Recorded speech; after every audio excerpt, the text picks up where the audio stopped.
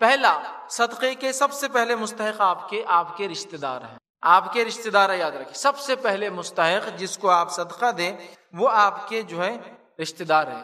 کہ تو رسول اکرم صلی اللہ علیہ وسلم نے دیکھیے اس بات کو یوں بیان کیا کہ مسکین پر صدقہ کرنا ایک عام صدقہ ہے، اور رشتہ دار پہ صدقہ کرنا صدقہ اور صلہ رحمی دونوں ہیں. تو رشتہ دار پہ خرچ کیجئے، اپنے رشتہ داروں پر خرچ کیجئے، یہ سب سے پہلے مستحق ہے. آج ہم کو خرچ کرنے کا جذبہ جاگتا بھی ہے تو غیر رشتہ داروں کو کرتے ہیں، رشتہ داروں کو نہیں، وہ بہت ایسے ویسے فلاں فلاں. ابو ایوب انصاری رضی اللہ عنہ ایک مرتبہ پریشان ہے، بیوی نے بھاپ لیا، شوہر پریشان ہے کچھ وجہ سے. کہا کیا بات ہے ابو ایوب، آپ بڑے پریشان نظر آتے ہیں؟ تو کہا مال اتنا جمع ہو گیا، یہ مال کا جمع ہونا مجھے پریشان کر رہا ہے، کیونکہ صحابہ خرچ کرنے کے عادی تھے. تو ان کی بیوی نے کہا پھر اس کا حل کیا ہے، کر لو جاؤ. بیوی سمجھ گئی کہ حل کیا ہے، حل یہ ہے کہ شوہر خرچ کریں گا سکون ہو جائیں گا. نکلے خرچ کر کے آئے، جب خرچ کر کے آ گئے تو بیوی نے کہا کتنا خرچ کیا آج؟ تو کہا 32,000 درہم خرچ کیا آج. بہت اچھا کیا. کہا کہ اس میں خرچ کیا؟ تو کہا رشتہ داروں میں. تو کہا یہ اور اچھا کام کیا آپ نے. تو بیوی بھی کیسی ہے دیکھیے، کہہ رہی ہے رشتہ داروں میں خرچ ہو چکا ہے، زیادہ ہے نا. آج اگر سمجھ لیجیے کوئی شوہر بول رہا مجھے بہت پریشانی ہو رہی، کیوں؟ وہ پیسے بہت ہو گئے. تو بھی بولیں گے میرے کو دے دو. آپ پاگل ہو گئے، آپ خرچ کرنے کی بات کر رہے ہیں، آپ کا دماغ جگہ پہ تو ہے نا، اس کے لیے سب کچھ کر رہے ہیں ہم. چلو ادھر لاؤ. نہیں بھائی وہ بیگم مجھے خرچ کرے بغیر سکون نہیں آنے والا. تو بولی کرو، لیکن تمہارے رشتہ دار میں کرے نا تو دیکھو میں کیا کرتی پھر. کہیں بھی دینا لیکن تمہارے بھائیوں کو نہیں دینا، کس کو بھی دو، تم ان کو مت دو، وہ فلاں فلاں اور فلاں. ایسے کون سا انسان دنیا میں جس نے برائی نہیں؟ مجھے بتائیے. جن کے ساتھ ہم زیادہ رہتے ہیں تو ان کی برائی زیادہ دکھ کر آتی ہے. لیکن ہر انسان میں کچھ نہ کچھ برائی ہے ہی بائی ڈیفالٹ. ہم ایسے کل بنی آدم خطا، آدم کی اولاد خطا کاری ہے. لیکن جو نزدیک ہوتے ہیں نا ان کے برائیاں زیادہ نظر آتی ہے. اس لیے سب سے زیادہ برائیاں ایک دوسرے کی نظر شوہر اور بیوی کو آ جاتی ہے سب سے پہلے. اس لیے کہا معروف طریقے سے رہو بیویوں کے ساتھ، سب سے نزدیک لوگ ہیں نا. اس کے بعد کس کی برائی سب سے زیادہ نظر آتی ہے؟ آپس میں بھائیوں کی.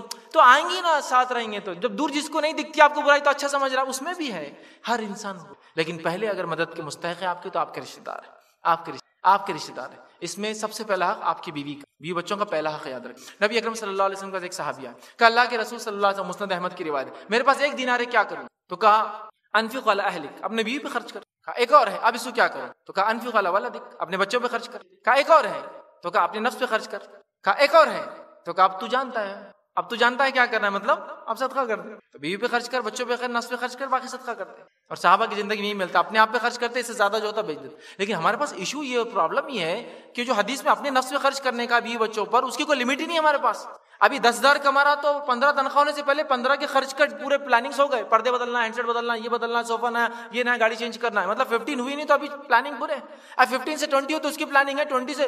اور حالت یہ ہے کہ کروڑوں کما کے بھی نہیں، کیونکہ اس کی بھی پلاننگ ہے خرچ کر. تو ایک لمٹ بنائیے، سٹل. 1 دینار تھا تو کہا بیوی کے لیے، 1 دینار تھا بچوں، 1 دینار اپنے لیے، اب 1 دینار تو جانتا فانت ابصر. حدیث میں آپ تیرے کو معلوم کیا ہوشیاری کرنا ہے، اب خرچ کرنا ہے تو چلے گئے خرچ کر. سمجھے آپ بات کو؟ یہ بڑی اہم چیز ہے. تو رشتہ داروں پہ سب سے پہلے آپ کو خرچ کرنا یاد رکھیے، یہ پہلے حقدار. دوسرا یتیم، ٹھیک ہے، خرابات دار کے بعد یتیم آتے. یتیموں کا دوسرا حق یاد رکھیے ہمارے مال میں، اس لیے کہ یتیم دنیا کا سب سے کمزور انسان ہوتا ہے، اور بھوک کے بعد موت ہوتی ہے. اس لیے قرآن میں 2 چیزوں کے بارے میں بڑا آیا، کھانا کھلاؤ، بھوکے کھانا کھلاؤ، بھوکے کھانا کی. تو بھوک کے بعد کیا ہے؟ موت ہے. اور یتیم کا حق دو، چونکہ یتیم سماج کا سب سے کمزور فرد. یتیم کی کیا یتیمی ہوتی ہے، اس کی کیا کمزوری ہوتی ہے، میں ڈیفائن نہیں کر سکتا کہ تو یتیمی کیا ہوتی ہے، یتیم کو پتہ چلتی یتیمی کیا ہوتی ہے. ایک مثال دے سکتا ہوں صرف سمجھنے کی. میں باہر یا میرا بچہ گھر سے باہر جاتا ہے اور اس کو چھیڑ دیتا ہے تو وہ کیا بولتا ہے؟ ابھی رک جاؤ، میں اپنے باپ کو بلا کے ابو کو بلا کے لاتا. لیکن یتیم کچھ بھی نہیں بولتا، اس کو معلوم پیچھے کوئی بھی نہیں. سمجھا؟ اس کی یتیمی، اس کی کمزوری اتنی زیادہ ہے کہ اگر وہ مالدار بھی ہے تو یتیم پریشانی اس لیے کہ وہ یتیم ہے، اس کو کوئی سپورٹر نہیں. یاد رکھیے یتیم کا بڑا حق ہے، اسی لیے بار بار بھوکے کھانا کھلاؤ، یتیم کا ادا کرو. کیوں؟ اس لیے کہ یتیم سب سے کمزور فرد ہوتا ہے سوسائٹی، اس لیے اس کی مدد کرنا ہے. تو یتیم اپنے خاندان کے یتیم، دوسروں کے یتیم، سماج کے یتیم، انسانیت میں کہ تو یہاں یتیم مسلم یتیم نہیں، آرفن مسلم آرفن نہیں ہے، کوئی بھی آرفن جو دنیا میں ہے اس کی مدد کر. تو خاندان کا یتیم سب سے پہلا مستحق، پھر آپ کی کمیونٹی کا یتیم دوسرا مستحق، آپ کے شہر کے یتیم اور آپ کے اطراف میں دوسرے مذاہب میں جو ان کی مدد کیجیے، یتیم خانے ان کی کفالت کیجیے. نبی اکرم صلی اللہ علیہ وسلم فرماتے ہیں میں اور یتیم کی کفالت کرنا جنت میں ایسے ہوں. اور اشارہ کیا حدیث اپنی انگلیوں سے، جیسے 2 انگلیاں نزدیک ہوتی نا تو اتنے نزدیک. یتیموں کا بڑا مقام ہے، یاد رکھیں بڑا مقام ہے یتیموں کو. نبی اکرم صلی اللہ علیہ وسلم نے وہ حق اور وہ مقام ملا کہ نبی اکرم صلی اللہ علیہ وسلم نے ایک یتیم بچے کو اپنے کاندھے پر بٹھا کر عید کی نماز کے لیے لے گئے، چونکہ ان کے والد نے راستے سے آپ جا رہے تھے، نعمان رضی اللہ عنہ، کہا نعمان تم نماز کو جاؤ گے کل عید کی؟ تو کہا میں تو یتیم ہوں، میرے والد نہیں۔ تو آپ صلی اللہ علیہ وسلم گھر لے گئے، اپنی زوجہ سے کہا اس کو نہلاؤ دھلاؤ، اور اس کے بعد اپنے کاندھے بٹھا کر لے گئے۔ تو یتیموں کو وہ حق، آرفنس کو وہ رائٹ ملے اسلام میں کہ نبی اکرم صلی اللہ علیہ وسلم کے کاندھے پر تک بیٹھے یتیم ہی تو یتیم حق ہے ان کا، ڈھونڈیے نہیں ہے آپ کے اطراف تو دیجیے ان کی مدد، اور مالدار بھی ہو یتیم تو بھی مدد کیجیے۔ کیسے؟ اپنی صلاحیتوں کے ذریعے اس کی ہیلپ کیجیے، چونکہ پیسے والا ہے لیکن پھر بھی اس کو گائیڈنس تو چاہیے نا، ایک چھوٹا بچہ ہے کیا سمجھتا ہے اس کو، سمجھے؟ یتیم۔ تیسرا بیوہ، اس لیے کہ بیوہ عورت جو ہے یہ کمزور عورت عمومی اعتبار سے ویسے ہی کمزور ہے کمانے کے معاملے میں، اور اس پر بیوہ ہو جائے مطلب شوہر کا سہارا نہ ہو، اس کی مدد کی جائے۔ ہم نے یہ قصے تو سنے، کہانیاں تو بولی، واقعہ سناتے ہیں، فلاں عورت برائی کرتے پکڑے گی، فلاں عورت نے 10-20 روپے کے لیے برائی کی، منہ کالا کیا، فلاں ہی کیا، لیکن بیک گراؤنڈ سٹوریز کبھی سنی ہے آپ نے؟ اس کے پیچھے کی کہانیاں کبھی پڑھی ہے آپ نے؟ ان کی حقیقتوں کو دیکھا ہے آپ نے؟ صرف پکڑنے کے لیے آپ نے تو گروپ بنا دیا، ان کی ہیلپ کے لیے کیا کیا آپ نے؟ جو مجبوریاں ان کو نکال رہی ہے اپنے گھروں سے، وہ مجبوریوں پہ تو کچھ نہیں کیا، خالی ان کے عمل کو ایسا کر رہی بیوہ عورتیں، یہ کیا ہے؟ ان کے لیے سسٹم بنائیے، یہ سسٹم ہونا چاہیے ہمارے سماج میں کہ سب سے پہلے بیوہ ہو تو اس کے نکاح کا انتظام ہو۔ اب اللہ رحم کرے، اب کہاں تک اور کون سے ایشو سے بات کی، کوئی سسٹم ہی نہیں۔ پہلے تو کماریوں کی نکاح کا مسئلہ ہے تو اس کو بیچاری کو کہاں سے میرے شوہر، اس کا کوئی سسٹم، تو اب تو زندگی بیچاری نے بیوہ کی گزارنا ہے، اور ہیلپ کا بھی سسٹم نہ ہو تو یہ کہاں جائیں گے؟ چوتھا یاد رکھیے، مسکین غریب کین لوگ، پیسہ نہیں ہے، مسکین کس کو کہتے ہیں؟ اس کے پاس اتنا مال نہیں جتنے میں اپنی زندگی چلا سکتا ہے، ایک نارمل لائف کہ تو آج ہم نے اتنا اسٹینڈرڈ ہائی کر دیا لیونگ کا، کیوں کتنا بھی بولو تو میں مسکین ہی رہتا ہوں پھر بھی، کیونکہ کھانا ہے، اور کھانا تو عام بات ہے، میٹھا کہاں اس کے بعد، میٹھا تو عام بات ہے، ٹھنڈا کہاں اس کے بعد، تو ہماری مسکینی ختم نہیں ہوتی۔ مسکین کا مراد وہ عام زندگی جینے کو جو مال لگتا ہے بیچارے کے پاس نہ ہو، وہ مسکین ہے، اس کو۔ اسی طرح جو ہے پانچواں مسافر، گھر کا تو مالدار کروڑپتی ہے، آ گیا راستے میں پریشان ہو گیا، مال لٹ گیا، چوری ہو گیا، ختم ہو گیا، ایکسپیکٹیشن نہیں تھی کتنے دن رکوں گا، پیسہ اڑ گیا، مدد کیجیے، یہ بھی حقدار ہے آپ کے صدقات کا۔ اسی طرح چھٹا سوال کرنے لوگ آتے ہیں نا، لیکن یہ پروفیشنل سوالی نہیں ہے یہاں مراد میری اس بات سے، سوال سے مراد وہ لوگ جو مجبور ہو جاتے ہیں آپ سے سوال کرنے، پروفیشنل نہیں، جنہوں نے اپنے گداگری بھیک منگی کو پروفیشن بنا دیا، وہ لوگ غور سے سن لے، جنہوں نے بھیک منگی کو اپنا پروفیشن بنا دیا، خاندانی طریقہ ہے جینے کا بنا دیا۔ نبی اکرم صلی اللہ علیہ وسلم فرماتے جو شخص بنا عذر کے مانگے، اور مانگ کب سکتا ہے انسان معلوم آپ کو؟ جب ایک وقت کا کھانا ہو تو ایک وقت کے کھانے کے حد تک مانگ سکتا ہے، پورے دن کا بھی نہیں، ایک وقت کا، اور جب ایک وقت کا کھانا نہیں ہے تو مانگ سکتا ہے، اور کتنا مانگ سکتا ہے ایک وقت کے کھانے کا؟ صرف جو گداگیری کرے، مانگی اللہ کے علاوہ کسی اور سے سوال کرے بنا وجہ، وہ روز قیامت اللہ کے سامنے ایسا جائیں گا کہ اس کے چہرے پر گوشت نہیں، کیونکہ وہ اللہ کے علاوہ کسی کے سامنے سوال کیا کرے، ٹھیک ہے؟ تو سوالیوں کو دیجیے۔ اسی طرح گردنیں چھڑانے میں، ٹھیک ہے، جیسے کہ اس زمانے میں غلام تھے، غلام کو آزاد کرنا۔ آج کے دور میں وہ نوجوان جو بلا کسی عذر کے، بلا کسی وجوہات کے جیلوں میں ڈال دیے گئے، اور آپ جانتے ہیں، اور وہ ہیبیچول افینڈرز نہیں ہیں، وہ مجرم نہیں ہمیشہ کے، ہو گئی غلطی، خطا تھی، کبھی جنوین بھی ہو سکتا ہے اور کبھی بالکل بھی نہیں، یوں ہی پکڑ لی گئے، ان کو چھڑانے میں۔ کچھ ایسے علاقے بھی ہمارے ممالک میں پائے جاتے ہیں جہاں لوگ سالداری کے نام پہ غلامیوں کو ابھی بھی جاری رکھے ہوئے، سالداری سمجھتے نا، یہ سال بھر کام کریں گا، 1000 روپے بیچارہ سال بھر کام کیسے کریں گا؟ یہ بھی غلامی قسم، اس کا پیسہ ادا کر دی جا کہ بھائی کتنا ہے اس پہ، 50,000 یہ دے دیتا ہوں، چھوڑو اس کو، کرنے تو کچھ اور کریں گا وہ نکل کے۔ سالداری کے نام پہ بھی غلامی چلتی ہے، آج ہی میں نے دیکھا، پھر اگلے سال پھر کنٹینیو ہوتا ہے، بولے ابھی بھی نہیں ادا کر سکے، ٹھیک ہے، تو ادا کیجئے، ان کو جو ہے آزاد کیجئے۔ اسی طرح سفید پوش لوگ، وائٹ کالر، کون ہے معلوم؟ یہ لوگ جن کے تعلق سے قرآن بتا رہا ہے یہ کون لوگ ہیں، سنیے۔ قرآن میں اللہ رب العزت فرماتا ہے، سورہ بقرہ سورہ نمبر 2 آیت نمبر 273 اللہ فرماتا ہے کہ خاص طور پر مدد کرو مستحق وہ اور تنگ دست لوگوں کی جو اللہ کے نام سے ایسے گھر گھر جا کر جو ہے مطلب آیت کا معنی یہ ہے کہ ان لوگوں کی ہم مدد کریں جن لوگوں کو دیکھ کر آپ نہیں پتا کر سکتے کہ یہ لوگ مانگ رہے ہیں یا ان کو چیز کی ضرورت ہے، مطلب وہ آپ کے سامنے آ کے مانگیں گے نہیں، دو اس کو مسکین کہتے ہیں در حقیقت، وہ مانگیں گے نہیں، لیکن ان کے چہروں سے آپ کو اندازہ ہو جائے گا کہ ان کو ضرورت ہے، لیکن عام لوگ ان کو دیکھیں گے تو سمجھیں گے یہ تو غنی لوگ ہیں، مالدار ہیں۔ اللہ رب العزت کیا فرماتا ہے ان کے تعلق سے، یحسبوہم الجاہل اغنیاء، جو لوگ جن کے بارے میں نہیں جانتے وہ سمجھتے تو مالدار ہیں، جن کو علم نہیں ہے وہ سمجھتے ہی مالدار ہیں، لیکن ان کے چہروں سے آپ پتا کر سکتے مال نہیں، ان کو خرچ کیجئے، یہ مسکین ہے، تو مسکین ملتا نہیں، مسکین کو ڈھونڈ کر دینا پڑتا، سمجھ رہے آپ؟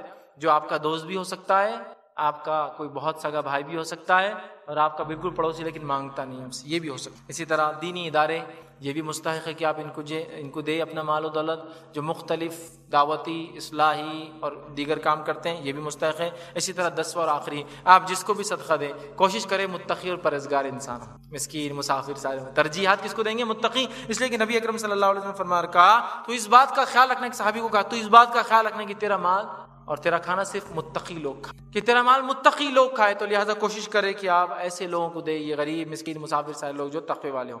مال خرچ کرنے کی کیا فضیلت ہے، اس کے کیا فائدے ہوتے ہیں، آئیے اللہ رب العزت کیا فرماتا ہے۔ اور مال خرچ کرنے کا اللہ نے اتنا ثواب رکھا ہے، اتنا ثواب، اتنا اجر کسی عبادت کا نہیں ہے۔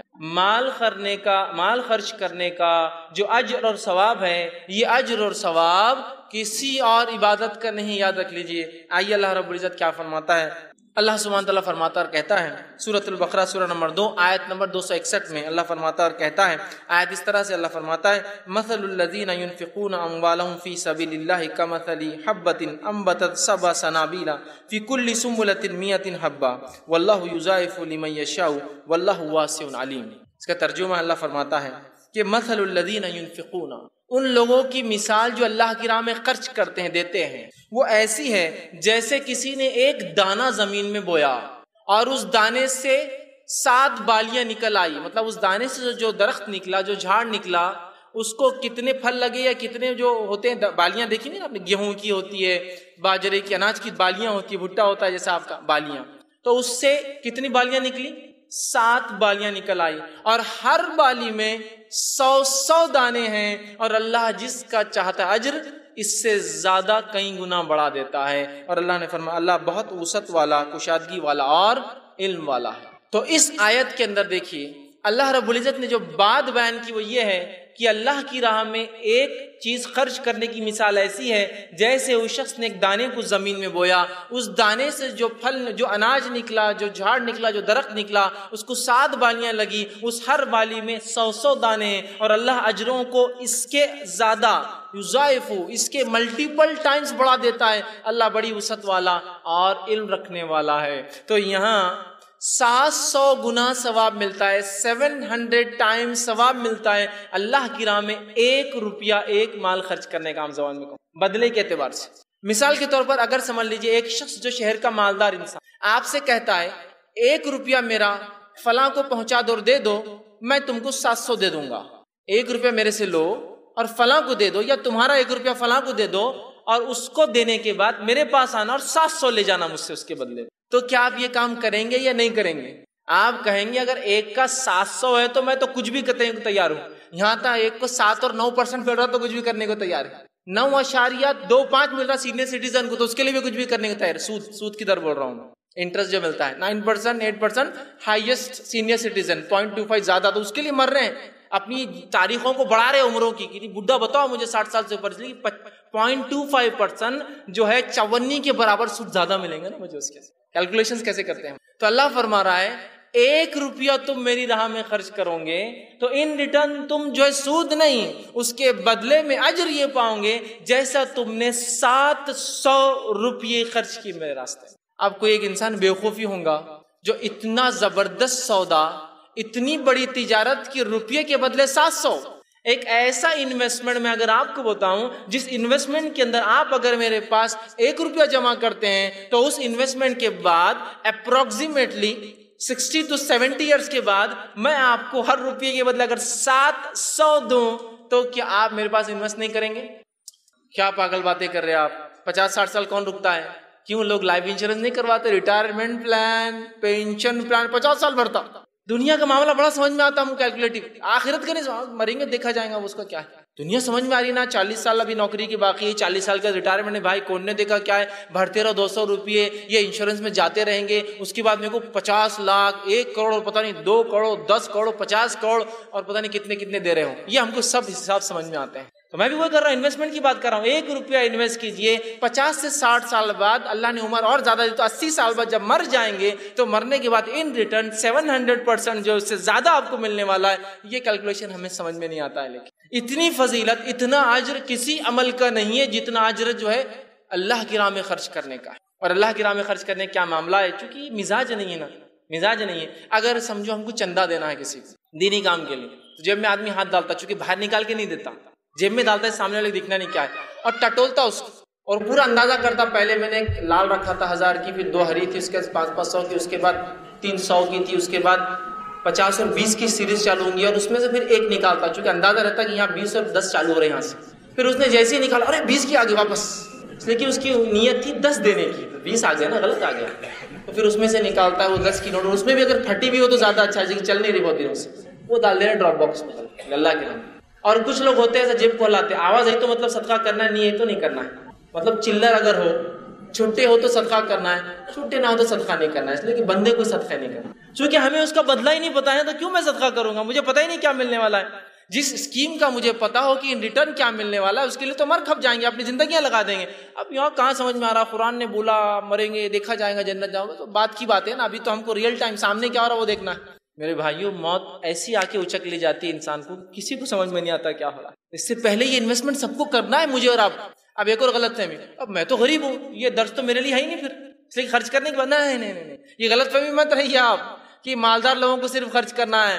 خرچ کرنے کا معاملہ اللہ نے جو دے رکھا ہے وہ مما رزقناہم ينفقون, جو کچھ دے رکھا ہے اس میں سے خرچ کرتے ہیں. یہ نہیں کہا کہ 1 لاکھ کے بعد خرچ کرتے, 1 کروڑ کے بعد خرچ کرتے, 10, جو کچھ دے رکھا ہے. تو میرے جیب میں اگر 10 روپیہ ہے تو میرا ایک غریب بھائی, اس کا تو کچھ بھی نہیں ہے, 2 روپے دے سکتا ہوں میں اس کو, اور دینا بھی چاہیے. صحابہ کا یہی تو تھا, خود کھانے کو نہیں ہے مہمان کو کھلا رہے ہیں, خود کھانے کو نہیں ہے پڑوسی کو دے رہے ہیں, خود کے پاس کوئی لا کے 10,000 درہم دے رہا ہے, کہہ رہا نہیں بازو والا غریب ہے اس کو دے دو, اس لیے کہ وہ جانتے تھے کہ آخرت میں بدلے ملنے والا. دو دینے والا سمجھتا, لینے کا مزاج ہے ہی نہیں, لینے کا مزاج ہی نہیں ہے. اور آج لینے کا یہ حال ہو چکا ہے. ایک واقعہ سناتا ہوں. ایک مرتبہ ایک مقام پر میں گیا اور وہاں مجھے ایک 10 کی نوٹ پڑی ہوئی, تو میرے ساتھ جو ایک شخص تھے انہوں نے کہا کہ اس کو اٹھا لوں کیا. میں نے کہا نہیں, گری ہوئی چیز ہے, اٹھائیں گے تو پھر اعلان کرنا پڑتا, اس کو پہنچانا پڑتا, لہٰذا اب یہ 10 روپے کے لیے کون کر سکتا ہے. اور جبکہ دعوے داروں کا کیا حال ہوگا, تو کہا نہیں فیض اپن صدقہ تب کریں گے جب اس کو پوچھا جائے گا کس کی ہے. تو ہم جس جگہ کھڑے تھے وہاں اور بھی لوگ تھے, لیکن اس کے بغیر نہیں ہوگا. تو کہا نہیں اپن اٹھا لیں گے, اپن کچھ کریں گے, پوچھیں کسی سے. میں نے کہا ٹھیک پوچھو.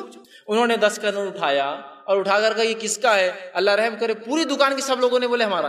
جتنے تھے دکاندار سے لے کر اس کے ورکر سے لے کے کھڑے ہوئے لوگ, ہاں میرے.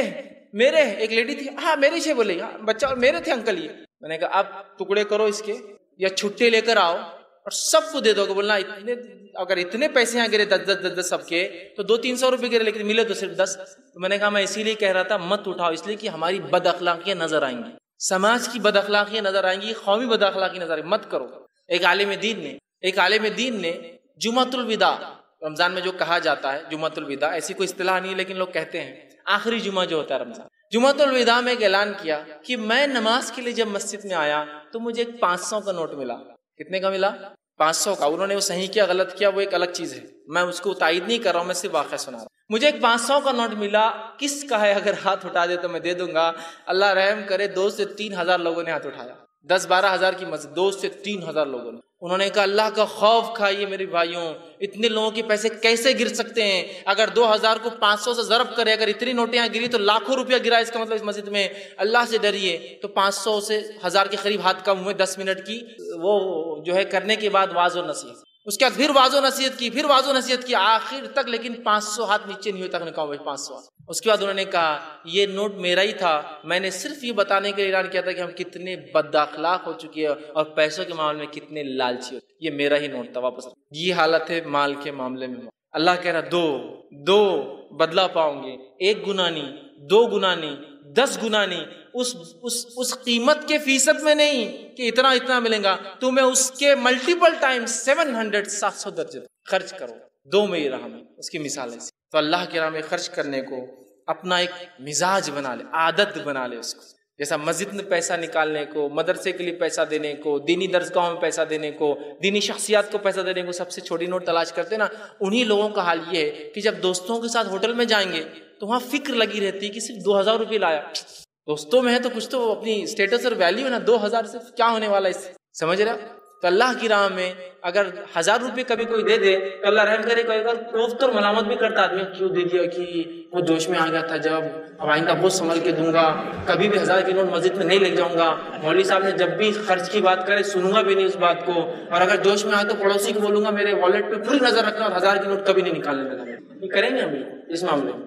لیکن جہاں معاملہ ہو گیا ہوٹل میں جانے کا، گھومنے کا، خریدو، کو بولے ارے اتنے پیسے خرید، ہم کو تو لگ رہا ہے نا دوست پہ تو خرچ کر رہا ہوں نا، نام ہوں گا اس سے، خوش ہوں گے میرے بھائی۔ دیکھیے آپ فرق اللہ کے راہ میں خرچ کرنے کا اور دنیا کے لیے خرچ کرنا، چونکہ دنیا کا ہم کو جب ہی ریٹرن نظر آتا ہے نا، لیکن آخرت کے ریٹرن کہاں نظر آتا ہے 700 ٹائمز۔ جتنا اجر اللہ نے خرچ کرنے پر رکھا اتنا کسی چیز پہ نہیں، یاد رکھیے۔ اور اللہ رب العزت نے بخیلی کو، خرچ نہ کرنے کو بہت برا کہا، یاد رکھیے۔ اللہ کے راہ میں صدقہ نہ کرنے، ہوڑ کرنے، جمع کرنے کے بارے میں سخت وعید کی ہے۔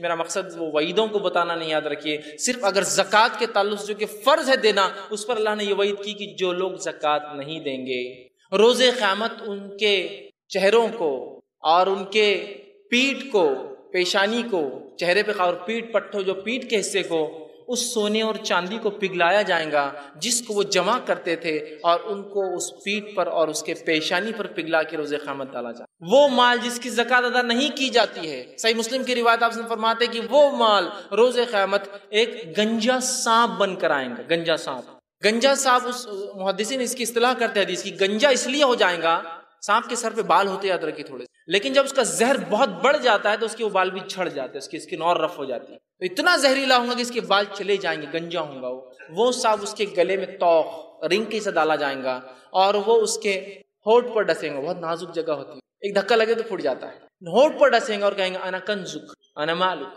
میں تیرا خزانہ تھا۔ کنز اس مال کو بولتے ہیں اس کی زکوٰۃ نہیں دی جاتی۔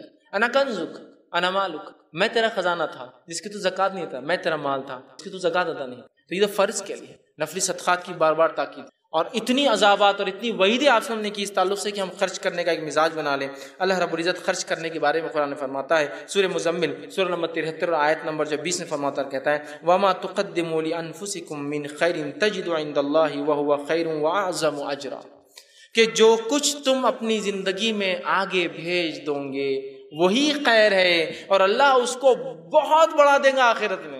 اعظم اجرا، اللہ اس چیز کو جو تم آگے بھیجو گے، خرچ کرو گے، روز قیامت بہت بڑا کر دے گا۔ کتنا بڑا وہ اللہ ہی جانتا ہے۔ اعظم اجرا، اور مفسرین لکھتے قرآن میں جب عذاب علیم، عذاب شدید، ٹھیک ہے، اس طرح کے الفاظ آتے ہیں، یا جیسے اعظم اجرا آتا ہے جس میں بتایا نہیں جاتا کہ کیا ملیں گا، وہ کہتے ہیں یہ ایسی باتیں ہیں غائب کی، چونکہ انسان نے کبھی دیکھا نہیں ان چیزوں کو تو وہ سمجھ بھی نہیں پاتا، اس لیے اللہ نے خالی الفاظ ادا کر دیے، تذکرہ نہیں کیا۔ جیسے بہت سے عذابوں کا تذکرہ ہے نا، کہ وہ عذاب میں رہیں گے، آگ میں ڈالے جائیں گے، آگ کی زنجیریں ہوں گی، لیکن کچھ جگہ عذاب علیم، سخت عذاب، اس لیے کہ وہ عذاب ہم سمجھ نہیں سکتے اس لیے علیم کہہ دیا۔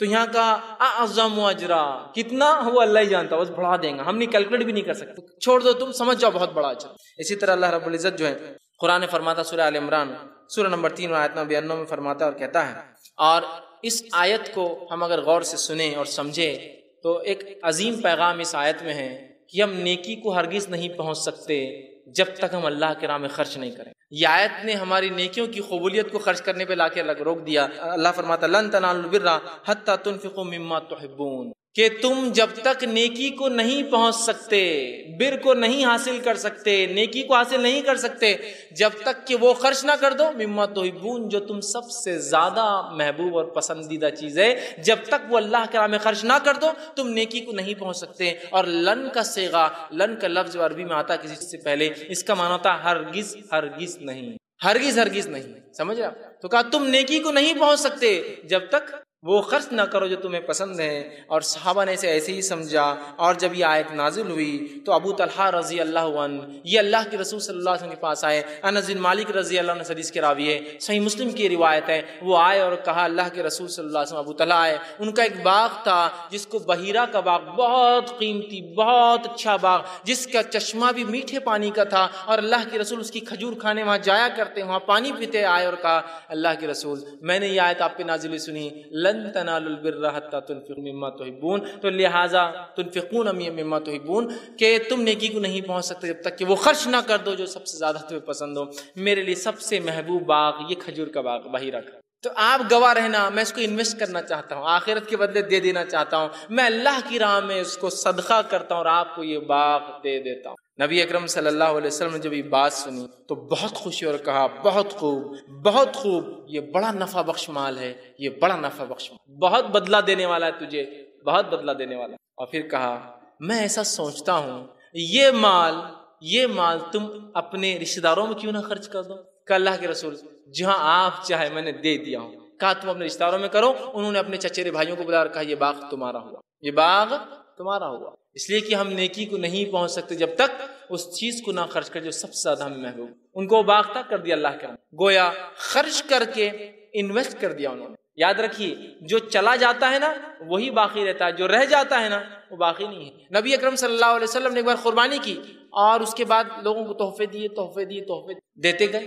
آخر میں یہ ہوا آپ کی زوجہ محترمہ نے کہا جو امہات المومنین میں سے کوئی تھی، کہا اللہ کے رسول بس اتنا ہی بچا ہے، مطلب ایک تھوڑا سا حصہ بچا تھا پورا دے دیا آپ نے؟ تو کہا اتنا ہی نہیں بچا ہے، سمجھے، جتنا گیا ہے وہ سب کچھ بچا ہے، اتنا ہی ہے جو ہے آخرت کے لیے بچا نہیں، مطلب جو بچ گیا ہے وہ جو ہے صحیح نہیں ہوا، اس لیے کہ جو دے دیا گیا ہے وہ آخرت کے لیے اسٹاک ہو گیا ہے، اس کا بدلہ ملنے والا، اور جو بچ گیا ہے یہ واقعی میں جو ہے اس لیے کہ اس کا بدلہ نہیں ملنے والا ہے، تو جو گیا ہے وہ بچ گیا، آپ نے فرمایا، چونکہ وہ کہہ رہی تھی یہ بچ گیا، آپ نے کہا یہ نہیں، جو گیا ہے وہ بچ گیا ہے پورا، اس لیے کہ اس کا بدلہ ملنے والا۔ تو صحابہ کی رسول اکرم صلی اللہ علیہ وسلم کا یہ مزاج تھا، اللہ نے مال کو خرچ کرنے کو یہاں ہمارے اعمال کی قبولیت کے لیے ایک وجہ بنا دیا کہ خرچ کرو، اس لیے کہ اس کے بغیر تم جو ہے نیکی کو نہیں پہنچ سکتے، اور خرچ کرنے کے معاملے میں کبھی ڈرنا نہیں چاہیے، یاد رکھیے کبھی ڈرنا نہیں چاہیے۔ اور ہم سب سے زیادہ ڈرتے کب ہے؟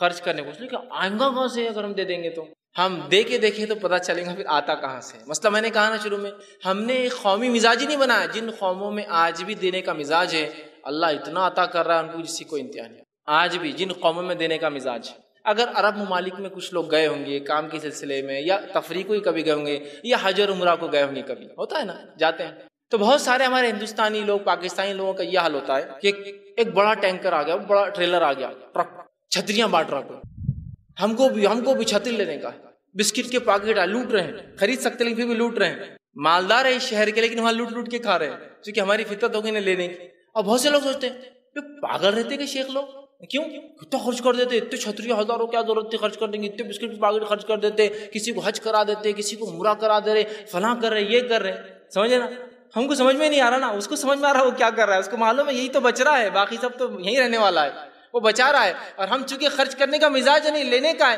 ہم کو لگتا ہے یہ تو ویسٹ ہو رہا ہے، اگلے سال پھر آ گیا خرچ کرنے، ارے یار تم نے تو پچھلے سال دیے تو تمہارا مال کم ہونا تھا نا، وہ کہیں گا کم کیا بھائی، مال تو آ ہی رہا ہے، بس خرچ کر رہا ہوں اور وہ آتا ہے، اور میں خرچ کرتا ہوں وہ آتا ہے، دینے کا مزاج نہیں تو پتہ کیسے چلیں گا ہوتا کیا ہے، ہم کو تو لگ رہا کم ہو رہا ہے، یاد رکھیے کبھی کم نہیں ہوتا ہے سوائے بڑھنے کے مال خرچ کر، اس لیے میں نے کہا مال بغیر ڈرے خرچ کی اللہ کی راہ میں، ہم بغیر ڈرے اپنی نفس کے لیے خرچ کرتے صرف، اور وہاں خرچ کرتے جہاں ہم کو دکھاوا، ہماری شان ہوتی ہے، کیسی شان ہوتی ہے ہماری کہ لوگ نام لے بھائی کیا شادی کی ماشاءاللہ، کتنے کنٹل کھانا بنا، کتنے ہزاروں لوگ آئے، ان تمام چیزوں میں صرف ہمارا دھیان ہوتا ہے، یاد رکھیں اس کے علاوہ نہیں ہوتا۔ اس بات کو بہت سختی سے اور بہت ہم کو ایک سیریسنس کے ساتھ سمجھنے کی ضرورت ہے کہ ہمیں جو اللہ کی راہ میں مال خرچ کرنے کا اپنا مزاج بنانا ہے، دیکھیے تو دیکھیے انشاءاللہ کبھی مال کم نہیں ہوگا، اس لیے کہ اللہ رب العزت سورہ سبا سورہ نمبر 34 آیت نمبر 39 میں 39 میں فرماتا کہتا ہے وَمَا أَنفَقْتُم مِّن شَيْءٍ فَهُوَ يُخْلِفُهُ وَهُوَ خَيْرُ الرَّازِقِينَ، اگر تم میری راہ میں خرچ کرو گے تو میں ضرور تمہیں پلٹا کر اس کو دوں گا۔ اللہ کون کہہ رہا ہے؟ اللہ کہہ رہا وَهُوَ يُخْلِفُهُ، میں اس کو مخالف بولتے ہیں نا، الٹی سمت کو بولتے ہیں مخالف، میں اس کو پلٹاؤں گا تمہارے طرف اس مال کو۔ اللہ کیا فرما رہا ہے؟ وَمَا أَنفَقْتُم مِّن شَيْءٍ، جو بھی تم اللہ کی راہ میں خرچ کرتے ہو، فَهُوَ يُخْلِفُهُ، میں ضرور اس کو پلٹا کر دوں گا تم کو، وَهُوَ خَيْرُ الرَّازِقِينَ، اور اللہ تو سب سے خیر رزق دینے والا ہے۔ ہم جو خرچ کریں گے وہ پلٹ کر آنے والا ہے، یاد رکھیے جانے والا نہیں ہے، اس لیے میں نے کہا بغیر ڈرے خرچ کیجئے، اللہ آپ کو پلٹا کر دینے والا ہے اس کا بدلہ۔ یخلفہ، وہ مخالف سے الٹا پلٹا کر دیں گا آپ کو، آپ نے خرچ کیا آپ کو مال ملا، آخرت میں 700 تو باقی ہے ہی، اس کو تو چھوڑ ہی دیجئے، ان ریٹرن دنیا میں بھی وہ مال واپس ملے گا اس سے بہترین انداز سے، اولاد کی صحیح ہونے کے اس شکل میں، مال کی برکت کی شکل میں، کم زندگی میں زیادہ کام کی شکل میں، اور زندگی میں ایسے کارنامے انجام دینے کی شکل میں کہ مرنے کے بعد اس کا اجر ملتا رہے۔ یخلفہ، اللہ پلٹائیں گا اس کو، بدلہ دینا ہی اللہ ہے۔ تو اس لیے میں نے کہا مال بے جھجک ہو کر خرچ کیجیے اللہ کی راہ میں، مال اللہ کے راہ میں خرچ کرنے والا کبھی غریب نہیں ہو سکتا۔ نبی اکرم صلی اللہ علیہ وسلم نے اس چیز کو بہت خوب اپنی حدیثوں کے اندر بتایا اور بار بار بیان کیا۔ آپ صلی اللہ علیہ وسلم فرماتے ہیں مال خرچ کرنے کے بارے میں، دو فرشتے، صحیح بخاری کی روایت ہے، دو فرشتے ہیں جو روز اترتے ہیں اور اللہ رب العزت سے دعا کرتے ہیں۔ ایک کہتے ہیں اللہ خرچ کرنے والے کے مال کو بڑھا دیں، اور دوسرا کہتا ہے اللہ جو خرچ نہیں کرتا، بخیلی کرتا ہے، تیرے راہ میں روکتا ہے، اس کے مال کو برباد کر دے اور تباہ کر۔ روز دو فرشتے اترتے ہیں دنیا میں اور دعا کرتے ہیں، اور اللہ فرشتوں کی دعاؤں کو رد نہیں کرتا یار۔ تو دعا کرتے ہیں کہ اے اللہ دینے والے کے مال کو بڑھا، اور دوسرا کہتا ہے اللہ خرچ نہ کرنے والے کے مال کو تباہ اور برباد۔ تو گویا جو مال خرچ نہیں کرتا وہ روز ایک فرشتے کی بد دعا کا مستحق بھی بنا۔ اور مال خرچ کرنے دیں، مال یاد رکھیے کبھی کم نہیں ہوتا، یاد رکھیے، اور مال صرف جو ہے بڑھتا ہی رہتا ہے۔ نبی اکرم صلی اللہ علیہ وسلم نے ایک حدیث میں فرمایا جو صحیح مسلم کی آپ نے فرمایا، کہا دو لوگوں کے سوا کسی اور پر رشک مت کرنا۔ رشک سمجھتے نا، کاش میں ایسا ہوتا، سمجھ رہا؟ دو لوگوں کے سوا کسی اور کے جیسا ہونے کے جیسا رشک نہ کرنا، کسی کے جیسا ہونے کی امید یا اللہ سے امید یا جو ہے اس کی نیت نہ کرنا۔ وہ کون دو لوگ ہیں؟ پہلا اللہ نے جس کو قرآن عطا کیا ہو، وہ قرآن کا حافظ ہو، قرآن کو یاد کرتا ہو اور پڑھتا ہو خوب پڑھتا ہو، تو اللہ نے اس کو قرآن دیا ہو اور وہ خوب اس کی تلاوت کرتا ہو، تو ایسے آدمی کو دیکھ کے آپ بول سکتے کاش میں بھی ایسا ہوتا۔ اور کہا دوسرا وہ آدمی جس کو اللہ نے مال دیا ہو اور وہ دونوں ہاتھوں سے صرف خرچ کرتا ہے، اس آدمی کو دیکھ کے بھی ہم کہہ سکتے کاش میں بھی اس کے جیسا ہوتا۔ یہ دو لوگوں کے علاوہ رش نہیں کر سکتے۔ اور ہمارا معاملہ کیا ہے؟ کوئی آدمی کو مال خرچ کر دے گا، کیسا بیوقوف ہے یہ، اللہ کبھی ایسا نہیں بنانا میرے کو بیوقوف۔ میرے پاس ہوتا نا تو میں اپنی ایک اچھی گاڑی لیتا، ایک اچھا شہر سے باہر بنگلہ بناتا، ایک اچھی سہولت زندگی تھا۔ بیوقوف روز خرچ کرتے رہتا۔ رشک صرف دو لوگوں پہ ہو سکتا ہے، جس کو قرآن یاد ہو، پڑھتا ہو اس کو خوب، اس کے جیسا کر سکتے اللہ کاش میں بھی ایسا ہوتا، مجھے تو عقل دیتا، حافظہ دیتا، میں بھی یاد کر کے پڑھتا۔ اور دوسرا جس کو مال خرچ کرتے ہو دیکھو تو نیت کر سکتے اللہ کاش میں بھی ایسا ہوتا، اس کے جیسا، اور خوب مال خرچ کر۔ اس کے علاوہ کسی کے ایسا ہونے کی نیت نہیں کر سکتے، معلوم۔ اور ہمارے پاس خرچ کرنے والے کو ہم کیا سمجھتے ہیں؟ بیوقوف ہے، خرچ کر رہا، دیکھو کیا ضرورت تھی اتنی بڑی مسجد بنانے کی، مسجد تو کوئی بنا کے دے سکتا تھا۔ کیا ضرورت تھی فلاں یتیم خانے کو دینے کی، کوئی بھی چلا دیں گے، یتیموں کیا کیسی بھی زندگی جی لیتے ہو۔ کیا ضرورت تھی چیریٹیبل ہاسپٹل بنانے کی، کمی تھی کہ ویسے بھی 10-20 روپے میں علاج ہو جاتا، جو بنا کے رکھ دیے نہیں، اس لیے کہ وہ انویسٹمنٹ ہے ریئل، وہ بچ رہا ہے اس کا، وہ جانتا ہے۔ اس لیے کبھی کبھار ہائر لیول کے ایسے انویسٹمنٹس ہوتے ہیں جو لوور لیول کے لوگ کبھی سمجھ ہی نہیں پاتے ہیں۔ تو ویسے آج ہمارے مسلمانوں کا حال ہو چکا ہے۔ اللہ کی راہ میں خرچ یہ بہت بڑا انویسٹمنٹ ہے، اس کو تصور کیجئے، ذہن میں لائیے، ٹارگیٹ کیجئے اپنے آڈینس کس پہ خرچ کروں گا، ایک ایک نکال کر یہ مستحق دکھ رہا فلاں ہے، وہ سب تو گیا درکنار۔ کوئی خرچ کرنے والے کو ملامت کرتے بیوقوف خرچ کرتے رہتا ہے۔ رش صرف دو لوگوں پر ہوتا ہے، اور نبی اکرم صلی اللہ علیہ وسلم نے فرمایا، متفق علیہ روایت ہے اور حدیث قدسی ہے۔ حدیث قدسی اس حدیث کو کہتے ہیں جس میں اللہ رب العزت پہلا راوی ہوتا ہے اس کا۔ رسول اللہ کہتے ہیں کہ اللہ فرماتا ہے، حدیث قدسی کیا ہے؟ اللہ رب العزت فرماتا ہے یا ابن آدم، اے آدم کے بیٹے، اور بیٹے میں بیٹیاں بھی شامل ہیں، اولاد آدم، اے اولاد آدم، یا ابن آدم، انفق علیک، تو میری راہ میں خرچ کر، میں تجھ پر خرچ کروں۔ انفق، تو خرچ کر، انفق علیک، میں تجھ پر خرچ کروں گا۔ اللہ کہہ رہا ہے تو خرچ کر، میں تجھ پر خرچ کروں گا، لوٹا کر دوں گا تجھے اس کا بدلہ۔ اے ابن آدم سے اللہ رب العزت جو ہے آدم کی اولاد سے ہم سے خطاب کر رہا ہے کہ تم میری راہ میں خرچ کرو، میں اس کو پلٹاؤں گا تمہارے طرف، میں لوٹانے والا ہوں اس چیز کو۔ تو کہا یا ابن آدم تو خرچ کر، میں تجھ پر خرچ کرتا رہوں گا، تو خرچ کرتا رہا میری راہ میں، میں تجھ پر جو خرچ کرتا رہوں گا۔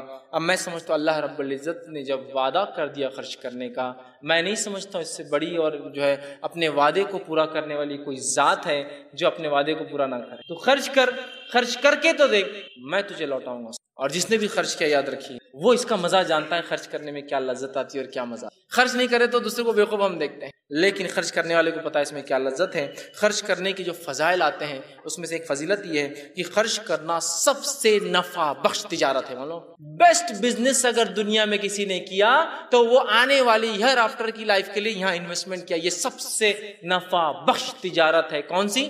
اللہ کی راہ میں خرچ کرنا۔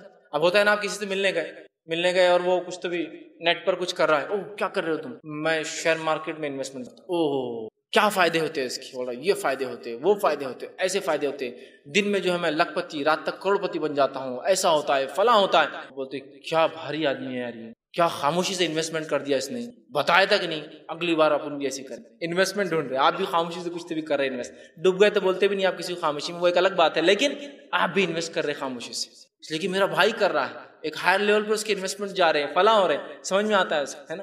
اب اللہ کی راہ میں خرچ کریں گے، نہ کچھ دکھ رہا ہے، نہ کوئی معاملہ ہو رہا ہے طے، نہ کوئی سمجھ رہے ہیں نا آپ؟ یہ باتیں ہم کو کیوں سمجھ میں نہیں آ رہی؟ ہم جب لوگوں کو دیکھتے ہیں وہ تجارتیں کر رہے ہیں اور اس میں فائدہ ہو رہا ہے تو ہم دوڑ پڑتے ہیں دنیا میں، یہ تجارت کیوں نہیں سمجھ رہے؟ سب سے نفع بخش ہے، سب سے زیادہ نفع بخش تجارت کس کو کہتے ہیں معلوم؟ وہ تجارت، وہ بزنس جس کا ریٹرنز سب سے زیادہ ہو، تو یہ سب سے نفع بخش تجارت ہے، دو اور سب سے زیادہ پاؤ، یہ سب سے بخش تجارت ہے۔ اور اللہ رب العزت نے اس کے تعلق سے اپنی کتاب کے اندر فرمایا اور کہا، سورہ فاتر سورہ نمبر 35 آیت نمبر جو 29 اور 30 میں اللہ نے فرمایا، سنیے آیت کس طرح سے اللہ فرماتا ہے، ان الذین یتلون کتاب اللہ واقاموا الصلاۃ وانفقوا مما رزقهم، کہ وہ لوگ، اللہ فرماتا ہے، جو اللہ کی کتاب کی تلاوت کرتے ہیں، نماز قائم کرتے ہیں، اور جو اللہ نے دیا اس میں سے خرچ کرتے ہیں، مما رزقناہم، جو ہم نے رزق دیا اس میں سے خرچ کرتے ہیں۔ آگے فرمایا سرا وعلانیہ، خاموشی میں کرتے ہیں اور کبھی ظاہر کر کے کرتے ہیں۔ ہوتا ہے کبھی کبھار صدقے چھپ کر ہو نہیں سکتے، افضل صدقہ چھپ کر ہوتا ہے، لیکن کچھ صدقات آپ چھپ کر کر ہی نہیں سکتے۔ ایک مسکین راستے پہ کھڑا ہے، آپ چھپ کر نہیں دے سکتے نا، دکھ جاتا ہے، تو کچھ تو علانیہ ہو جاتے ہیں، لیکن کچھ صرف چھپ کے ہوتے ہیں۔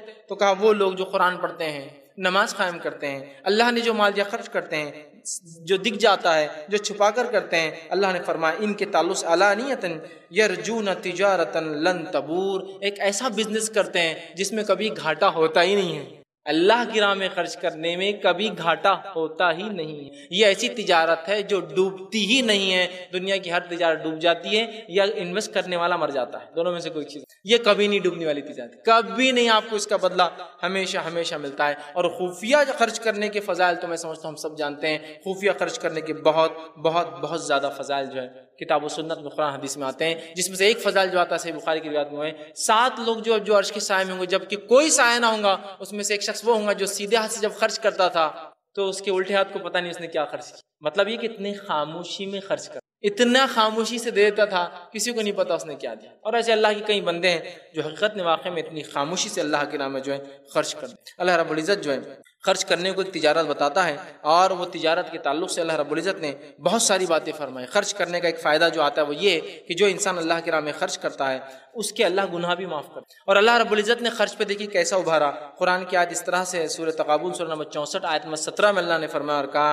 ان تقرضوا اللہ قرضا حسنا یضاعفہ لکم ویغفر لکم واللہ شکور حلیم۔ اللہ فرماتا ہے اور کہتا ہے، ان تقرضوا اللہ قرضا حسنا، کون ہے جو اللہ کو قرض حسنا دے؟ حالانکہ تمام چیزوں کا مالک جو کچھ دنیا میں کائنات میں اللہ خود ہے، لیکن اللہ رب العزت پھر کہہ رہا ہے کون ہے جو تم میں سے مجھے قرض حسنا دیں گے؟ حالانکہ یہ مال اللہ کا دیا ہوا ہے، لیکن اللہ ہم سے کہہ رہا ہے مجھے قرض دو۔ تو مالک کو دنیا میں اپنے آپ کو سمجھتے ہو، ٹھیک مجھے قرض دو اس کے بدلے میں، اور اس قرض کو میں کیا کروں گا تمہارے لیے، یضاعف، بہت بڑا دوں گا آخرت میں، اور کیا کام کروں گا اس کے بدلے، وَيَغْفِرْ لَكُمْ، تمہارے گناہوں کو اس خرچ کے بدلے معاف کروں۔ تو مال خرچ کرنے سے مال بڑھتا ہے، مال خرچ کرنے سے آخرت میں بدلہ ملتا ہے، مال خرچ کرنے سے گناہ معاف ہو، گناہ معاف کرنے کا بڑا بہترین جو ہے ذریعہ یاد رکھیں۔ اسی طرح جو ہے اللہ رب العزت جو ہے صدقات کو بڑھاتا ہے اور سود کو گھٹاتا ہے، یاد رکھیں صدقات میں اللہ نے جو برکت رکھی ہے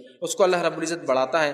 ابو ہریرہ رضی اللہ عنہ فرماتے ہیں، جو کہ صحیح مسلم کی روایت، آپ نے فرمایا کہا، حدیث کے الفاظ اس طرح سے، جو شخص اپنے حلال کمائی میں سے کھجور خرچ کرتا ہے، صدقات کا بدلہ کیسے ملتا ہے؟ جو شخص اپنی حلال کمائی میں سے کھجور خرچ کرتا ہے، اور اللہ صرف آپ فرماتے ہیں حلال کمائی ہوئی چیز کو ہی قبول کرتا ہے۔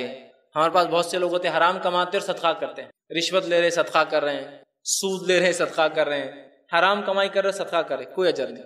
جو آدمی ایک کھجور صدقہ کرتا ہے حلال سے، اور اللہ صرف حلال کو ہی قبول کرتا ہے، تو اللہ اس صدقے کو لے کر اپنے سیدھے ہاتھ میں رکھ لیتا ہے، اس کھجور کو لے کر، اور اس کھجور کو ایسے پالتا ہے، ایسے سنبھالتا ہے، ایسے رکھتا ہے اٹھا کر، جیسے تم میں سے کوئی اپنے بچڑے کو پالتا ہے۔ بچڑے کو کیسے پالتا ہے یہ آپ کو اب شہروں میں تو نہیں سمجھ میں آئے گا، گاؤں میں جو لوگ رہتے ہیں، کھیتی باڑی جن کے، ان سے پوچھیے، بچڑے کی میل جو ہوتا ہے کسی، چاہے بکرا ہو، چاہے ہیلا ہو، بھینس کا جو ہوتا ہے نا، یا بیل ہو، اس کو کیسے پالتے ہیں؟ اس لیے کہ یہ جوتیں گا، بہت سارے کام ہوتے ہیں نا، سمجھ رہے آپ؟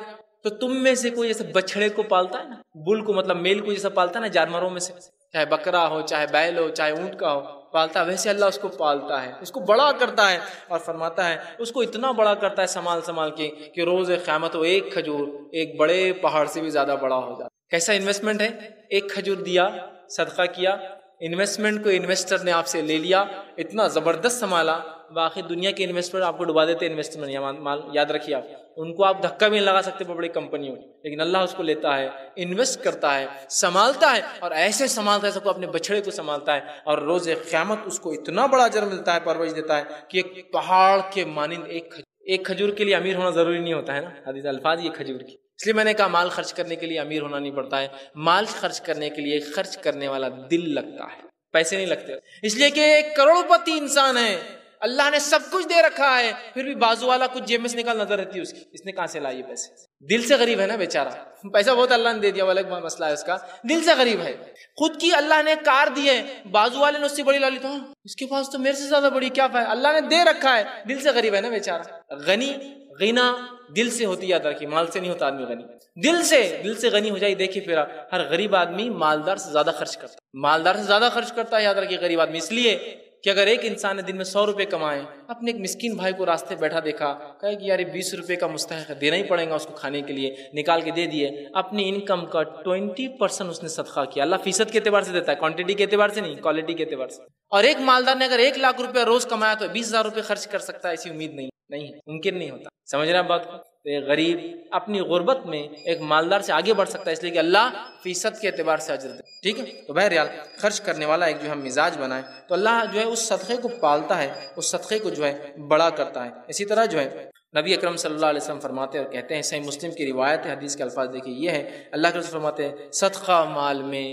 کمی نہیں کرتا، جب ہم اللہ کے لیے خرچ کرتے ہیں اس سے مال کم نہیں ہوتا ہے۔ دوسری روایت میں جو ہے کہ جو ہے سلسلۃ احادیث صحیحہ کی روایت ہے، اللہ کے رسول حضرت بلال سے فرمایا اور کہا بلال رضی اللہ عنہ کو کہ بلال تم خرچ کرو اور عرش والے کی طرف سے کمی کا خوف مت کرو، اے بلال تم خرچ کرو اور عرش والے کی طرف سے کمی کا خوف مت کرو کہ اللہ تمہیں خرچ کرنے کی وجہ سے کبھی تمہارے مال میں کسی قسم کی کبھی کمی کریں گے۔ تو یہ حدیث بالکل واضح ہے، خرچ کرنے سے مال کم نہیں ہوتا، یاد رکھیے۔ اسی طرح خرچ کرنے کے جو فضائل آتے ہیں، اس فضائل میں سے ایک فضیلت یہ ہے کہ خرچ جو انسان کرتا ہے وہ روز قیامت انسان پر سایہ بننے والا، سایہ جس روز کوئی سایہ نہ ہوگا روز قیامت، جب کہ آپ سے فرماتے ہیں کچھ لوگ سورج 1 میل کے فاصلے پر ہوں گا، کچھ لوگ شدت گرمی سے پسینے میں ٹخنوں تک، کچھ لوگ گھٹنوں تک، کچھ لوگ اپنی کوکھ تک، کمر تک، کچھ لوگ اپنے چہروں تک، ناک تک ڈوبے ہوں گے پسینے میں۔ اس روز جب کہ کوئی سایہ نہ ہوگا، جو صدقہ ہم نے کیا نا دنیا میں، وہ صدقہ سایہ بن کے آ جائیں گا۔ حدیث کے الفاظ اس طرح سے آپ سے فرماتے ہیں، صحیح جو ہے یہ جو ہے سلسلۃ احادیث صحیحہ کی روایت ہے، جو ہے اس میں آپ فرماتے اور کہتے ہیں ہر شخص اپنے صدقے کے سائے تلے ہوں گا یہاں تک کہ فیصلے نہ ہو جائے، ہر شخص روز قیامت اپنے صدقوں کے سائے تلے ہوں گا، جب تک کہ اللہ لوگوں کے فیصلے نہیں کر دیتا تب تک لوگ اپنے صدقات کے سائے میں رہیں گے۔ میں سمجھتا ہوں اس سے بڑی کوئی چیز نہیں ہو سکتی کہ اس روز کسی کو سایہ مل جائے صرف ایک صدقے کی وجہ سے، دنیا میں خرچ کرنے کی وجہ سے، جس سے نہ مال میں کمی ہوتی ہے بلکہ بڑھوتری ہوتی ہے۔ اسی طرح جب انسان صدقہ کرتا ہے اللہ اس کی تجارت کو، اس کے رزق کو بڑھا دیتا ہے، معلوم آپ؟ آئیے صحیح مسلم کی ایک روایت سنیے، ایک شخص جو ہے راستے سے جا رہا تھا ایک صحرا میں، صحرا سمجھتے ہیں؟ ریگستان، اس نے بادل سے ایک آواز سنی، یہ صحیح روایت ہے مسلم، کہ بادلوں فلاں کے کھیت پہ برس جاؤ۔ اس نے تعجب کیا، بادل سے آواز؟ وہ چلنے لگا بادل کے پیچھے، بادل وہ کہتا ہے ایک چٹیل میدان میں پہنچے، پتھریلے حصے میں، وہاں پانی برسا، پانی برسنے کے بعد ایک نہر نکلی، نہر نکل کے چلنے لگی، وہ اس نہر کے پیچھے پیچھے چلنے لگا اور اس نے دیکھا ایک شخص ہے جو کھیتی کر رہا ہے اور اپنے پھاوڑے سے نالی بنا رہا ہے اور پانی اسے کھیت میں جا رہا ہے۔ وہ شخص گیا اور کہا اے شخص نام کیا ہے تمہارا؟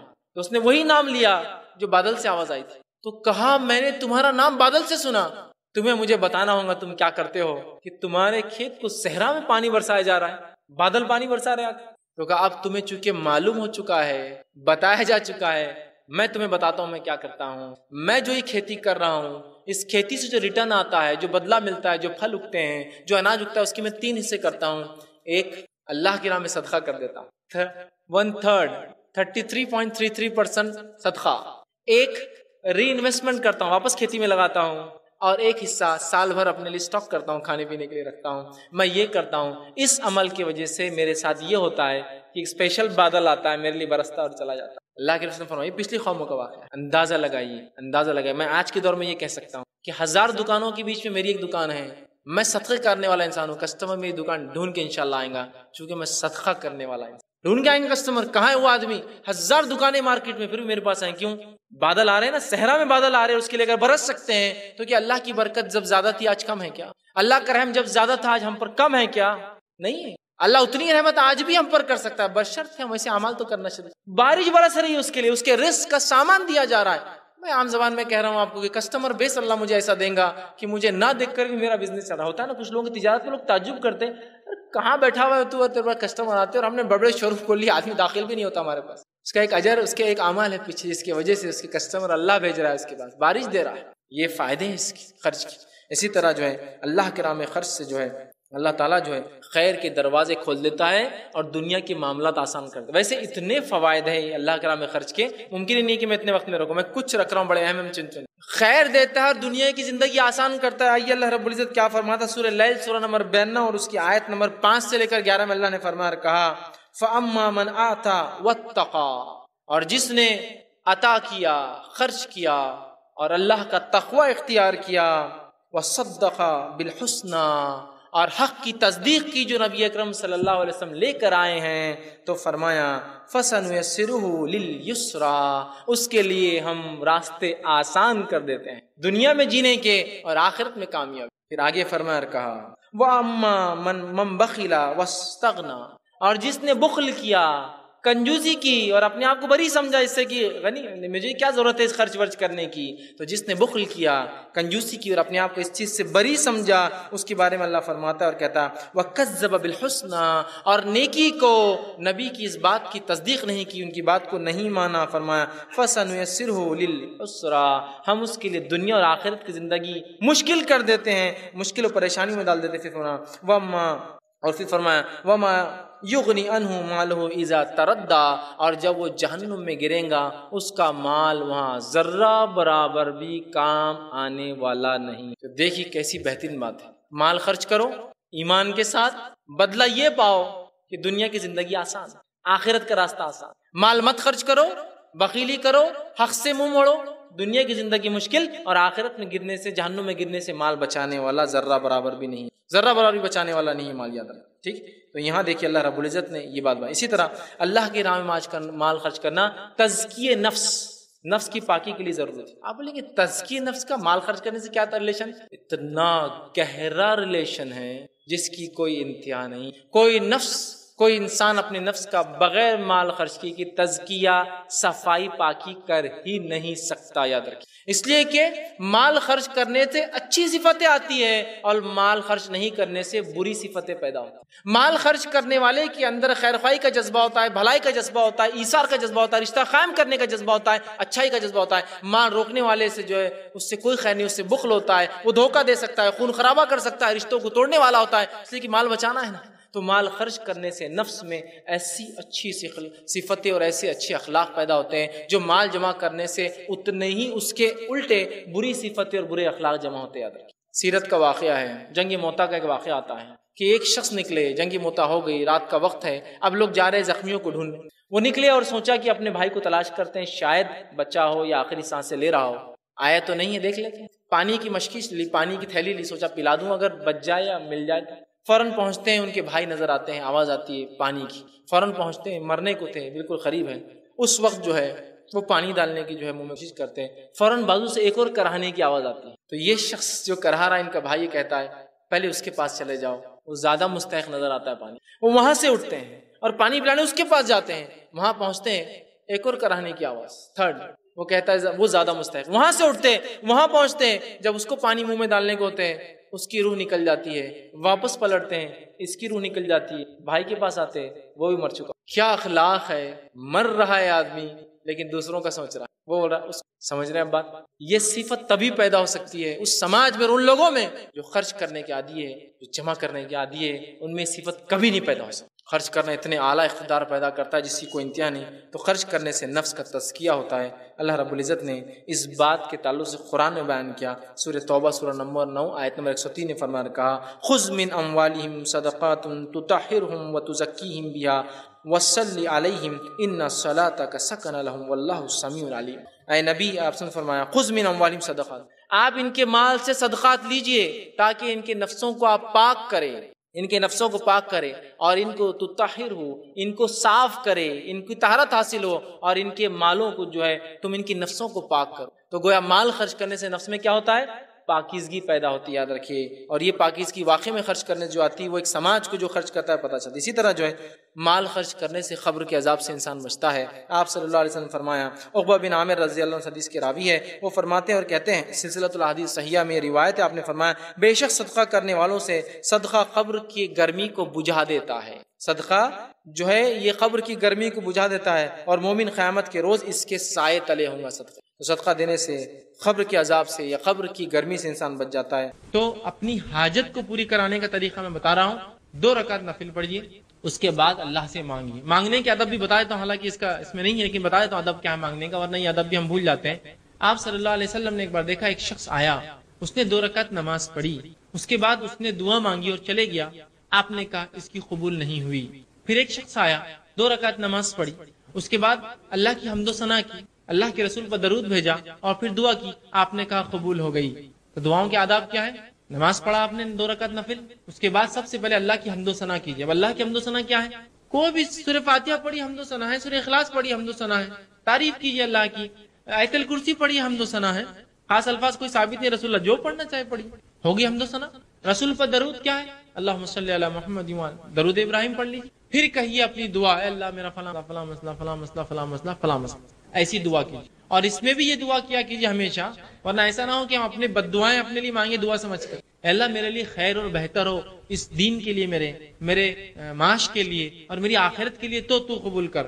اس میں بھی اگر آپ جلد بازی کرنی ہے، اللہ یہ ہونا ہی چاہیے، تو کبھی کبھار دعا کی شکل میں بد دعا مانگتے ہیں اپنے لیے، کیونکہ ہم سمجھ رہے ہیں یہ بہتر ہے، کل کو پتا چلا نقصان دیتی۔ ایسی دعا کیجیے، اللہ اگر میرے دین کے لیے، معاش کے لیے، آخرت کے لیے عافیت ہو، اچھا ہو تو نزدیک کر، مجھے اس سے نزدیک کر، یا اگر میرے دین اور معاش اور آخرت کے لیے برا ہو تو اس سے مجھے، ایسی دعا کیجیے۔ ورنہ کبھی کہہ رہا ہوں دعائیں تو مانگتے اللہ کو، لیکن در حقیقت تو بد دعائیں رہتی اپنے لیے، ہم کو تو نہیں معلوم ہے اچھا ہے برا ہے، بس مانگ رہے یہی چھونا، جب دے دیتا ہے تو پھر بولتے ہیں یار میرے ساتھ ایسا کیوں ہوا۔ تو آپ نے ضد ایسی کی، آپ بہتر انداز سے اللہ سے مانگتے، تو اس کے ادب کیا ہے؟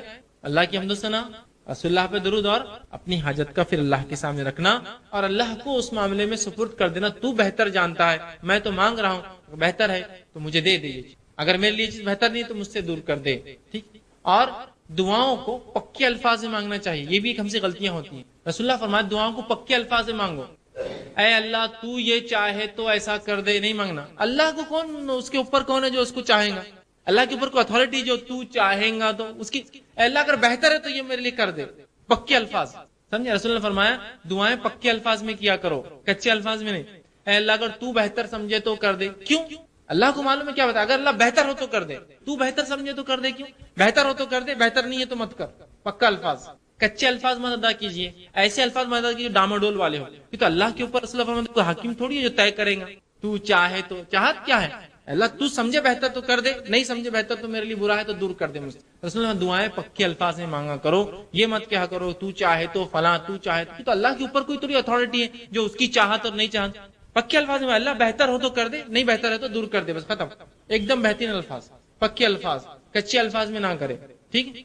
تو یہ بھی دعاؤں کے بہرحال کوئی موقع ملا تو افضل عبادتیں جس میں نماز شامل ہے اور اسی طرح طواف شامل ہے، یہ بغیر طہارت کے، بغیر غسل اور بغیر اس کے بعد وضو کے نہیں ہو سکتی ہے، تو گویا اس کی بڑی اہمیت ہے، یاد رکھیے۔ اور یہ بات میں بار بار کہتا ہوں کہ جس طرح سے فرائض کا پہ عمل کرنا ہم پر واجب اور فرض ہے، اس کو سیکھنا فرض ہے، اسی طرح وہ تمام باتیں جو فرض کے تکمیل میں ضروری ہے، اس کی شرائط ہے، اس کی وجہ ہے، اس کی بیس ہے، ان تمام کا سیکھنا اور کرنا بھی اتنا ہی ضروری ہے جتنا اس فرض پہ عمل کرنا ضروری ہے۔ تو اگر نماز پڑھنا فرض ہے اور اس پر عمل ضروری ہے، تو نماز کن کن چیزوں کی بنیاد پر مکمل ہوتی ہے، ان تمام کو سیکھنا بھی فرض اور اتنا ہی ضروری ہے۔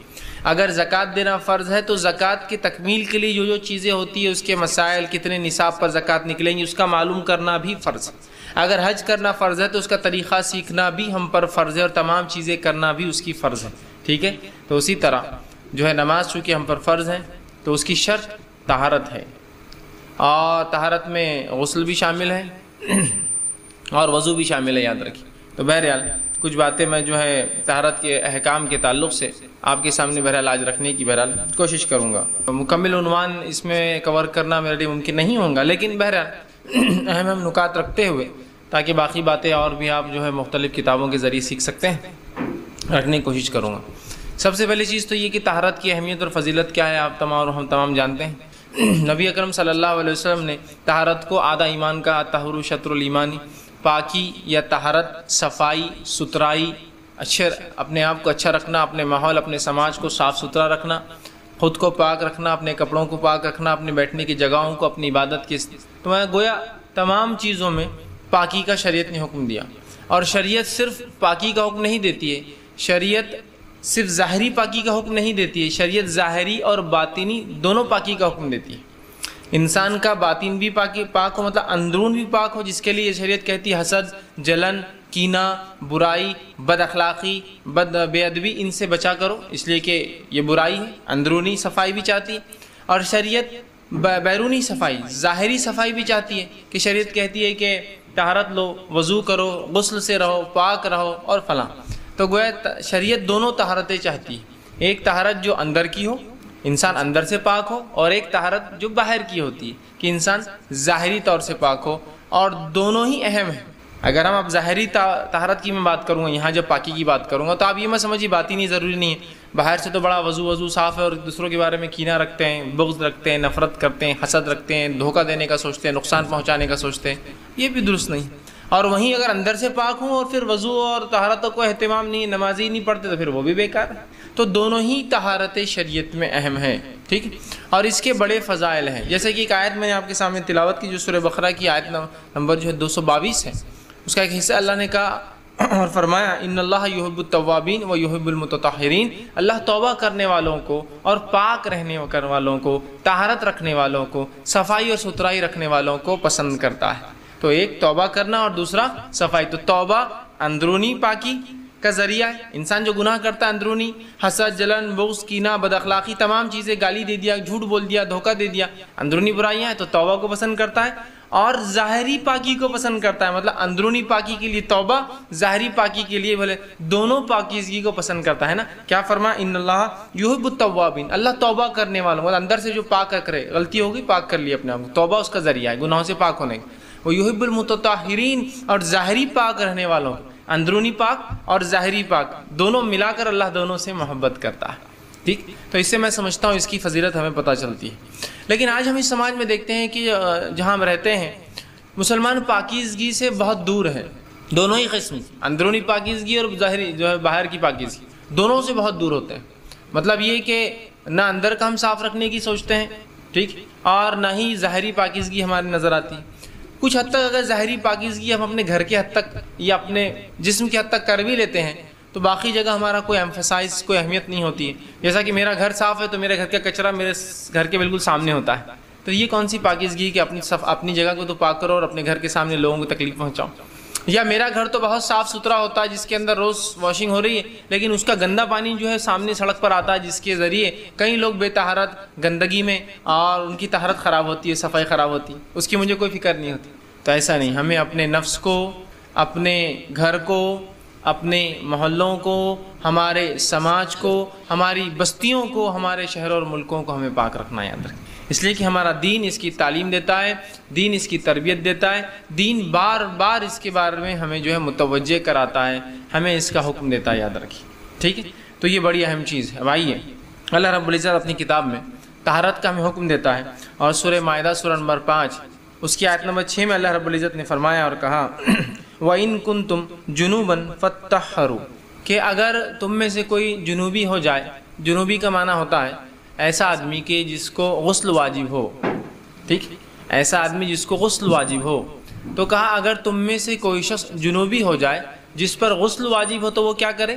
اللہ نے فرمایا تو وہ طہارت لے، تو وہ اپنے آپ کو پاک کرے۔ تو طہارت لینا ہم پر واجب اور فرض ہے، یاد رکھیے۔ کیا کہا اللہ نے؟ اگر تم میں سے کوئی جنوبی ہو جائے تو فوراً کہا تو تم طہارت لو، اپنے نفس کو، اپنے ظاہر کو پاک کر لو، ٹھیک ہے۔ اسی طرح آگے اللہ رب العزت فرماتا ہے، اور نبی اکرم صلی اللہ علیہ وسلم کو اللہ رب العزت نے حکم دیا اور کہا سورہ مدثر سورہ نمبر 74 اس کی آیت نمبر 4 میں کہا فَثِيَابَكَ فَطَهِّرْ، کہ نبی اپنے کپڑوں کو پاک رکھیے۔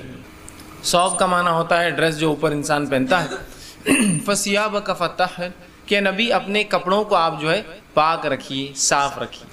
پہلی آیت میں جنابت کے تعلق سے کہا اگر جنوبی ہو تو پاک کر لو، دوسری آیت جو ہے کپڑوں کے تعلق سے، مطلب جہاں جنابت کی وجہ سے ہمارا غسل وہ ہوتا ہے اس سے بھی ہم پاک ہو جائیں گے، اور اس کے علاوہ جو کپڑے لباس ہم پہنتے ہیں وہ لباس بھی ہمارا پاک اور صاف ہونا یاد رکھیے، یہ شرط ہے شریعت کے اندر، ٹھیک۔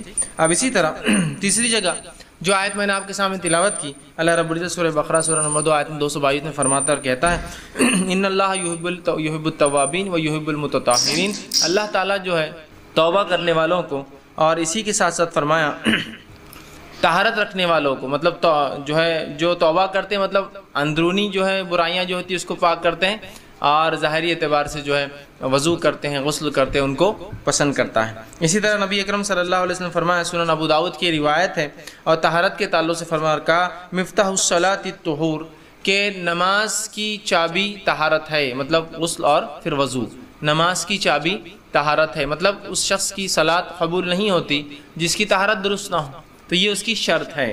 اسی طرح ایک اور روایت میں آپ صلی اللہ علیہ وسلم فرماتے ہیں اور فرمایا لا تقبل الصلاۃ بغیر الطہور، کہ اللہ تعالیٰ کسی کی نماز کو تب تک قبول نہیں کرتا جب تک کہ وہ وضو نہیں کر لیتا، مطلب جب تک کہ وہ پاک نہیں ہو جاتا اللہ اس کی نماز کو قبول نہیں کرتا، ٹھیک ہے۔ یہ صحیح مسلم کی روایت۔ اسی طرح تیسری روایت جو صحیح مسلم کی روایت آپ نے فرمایا الطہور شطر الایمان، پاکی آدھا ایمان ہے، ٹھیک۔ تو آپ دیکھ رہے ہیں اور ہم دیکھ رہے ہیں کتنی باتیں شریعت نے پاکی کے تعلق سے بیان کی۔ اب آئیے پاکی کے طہارت کے کیا اقسام ہیں، صفائی کے کیا اقسام ہیں؟ تو صفائی طہارت پاکی کی دو قسمیں ہیں، پہلی قسم ظاہری اور دوسری قسم اندرونی۔ یہ دونوں ہی قسم ہمیں یاد رکھی، شریعت یہ دونوں چاہتی ہے، ہم اندرونی پاک ہو اور ظاہری پاک ہو۔ ظاہری پاکیزگی کیا ہو سکتی ہے کہ ہم غسل سے رہیں، بلا وجہ غسل میں تاخیر نہ کریں، ٹھیک، سہولت ہوتے ہی کر لے، یہ نہیں کہ ابھی کریں گے بعد میں کریں گے، ہو سکتا موقع محل نہ ملے۔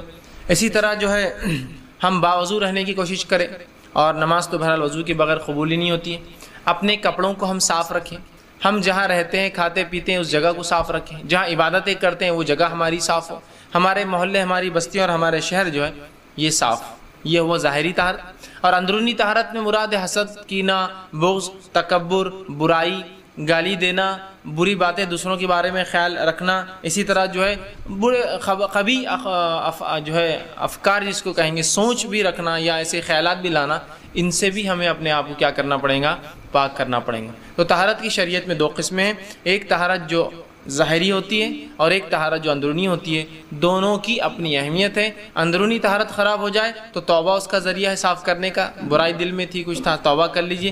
ظاہری طہارت خراب ہو تو پھر غسل اور وضو اس کے لیے دو چیزیں مہیا ہے ہمارے پاس، ٹھیک۔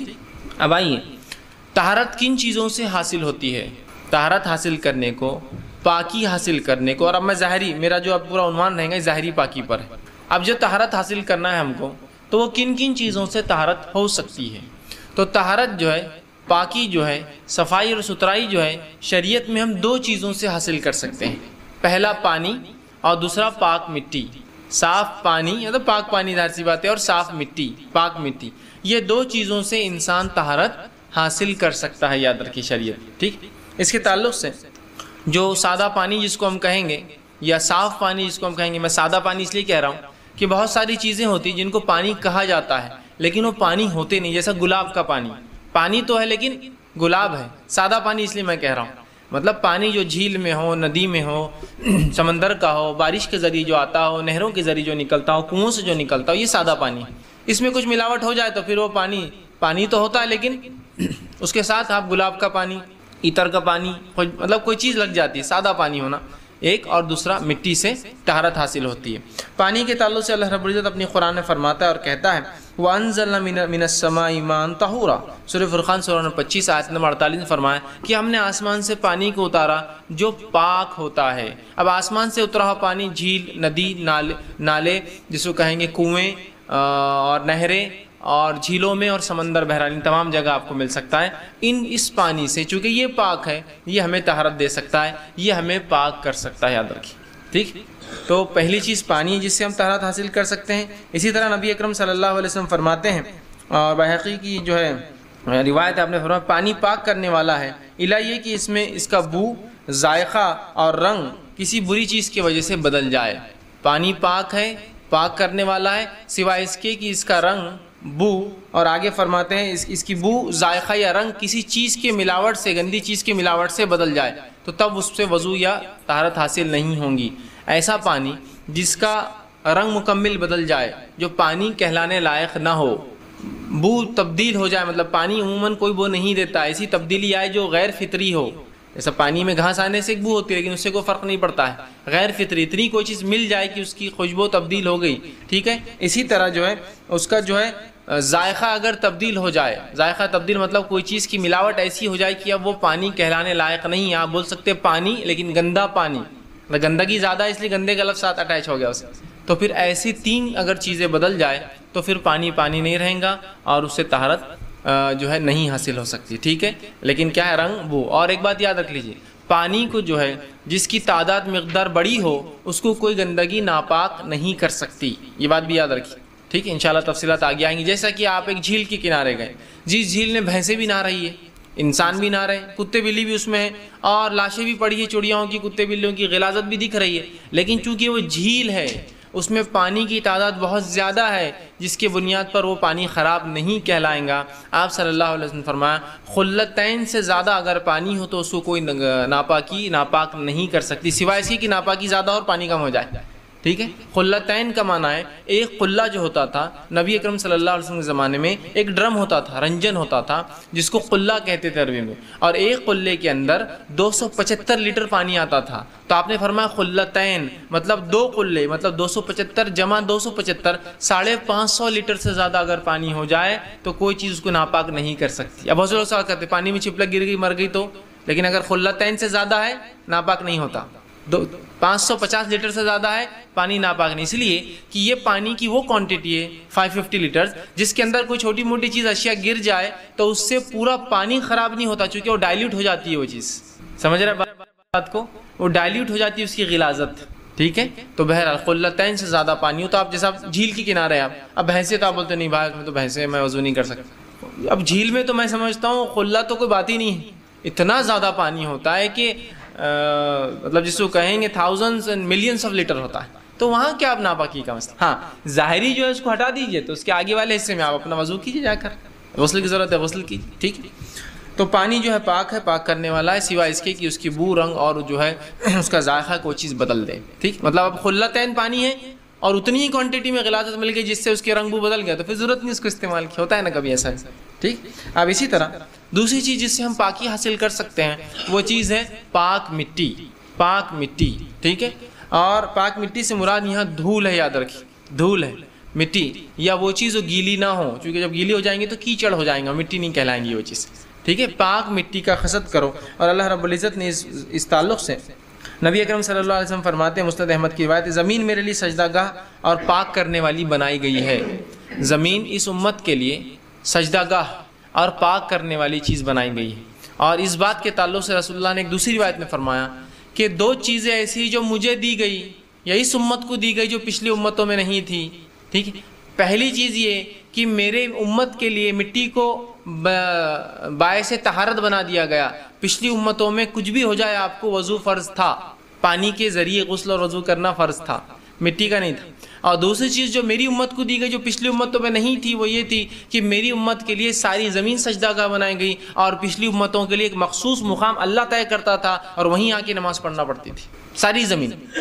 ایک تیسری روایت آپ نے فرمایا کہ بیت الخلا اور قبرستانوں کو چھوڑ کر ہر جگہ جو ہے نماز ہو سکتی ہے، ورنہ پوری زمین بولے تو آپ قبرستان میں بھی کھڑے ہو جائیں گے جا کر، نہیں، بیت الخلا اور قبرستان چھوڑ کر باقی تمام جگہوں پر آپ نماز ادا کر سکتے ہیں۔ تو یہ 2 فضیلتیں اس امت کو دی گئی جو پچھلی امتوں میں نہیں تھی، کہ ایک مٹی کو ذریعہ طہارت بنایا گیا اور دوسرا پوری زمین سجدہ گاہ ہمارے لیے بنا دی گئی کہ جہاں مسلمان کو وقت نماز ہو صلاۃ کھڑے ہو جائے بس نماز پڑھ لے وضو کر کے۔